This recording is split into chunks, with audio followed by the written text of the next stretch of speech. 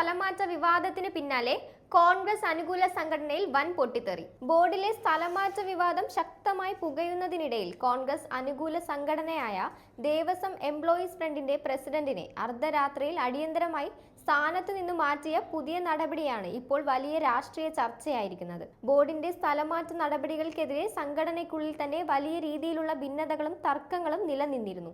ഇതിനു പിന്നാലെയാണ് സംഘടനയുടെ പ്രസിഡന്റിനെ KPCC നേതൃത്വം നേരിട്ടിടപെട്ട് ഇത്തരമൊരു അച്ചടക്ക നടപടി സ്വീകരിച്ചിരിക്കുന്നത്.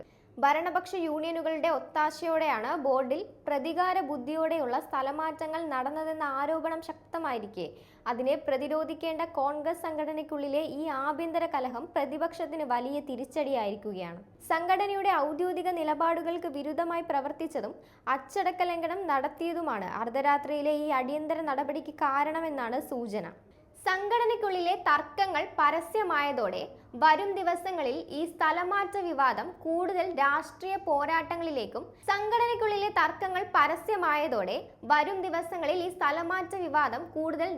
പോരാട്ടങ്ങളിലേക്കും വഴിവെക്കുമെന്നുറപ്പാണ്.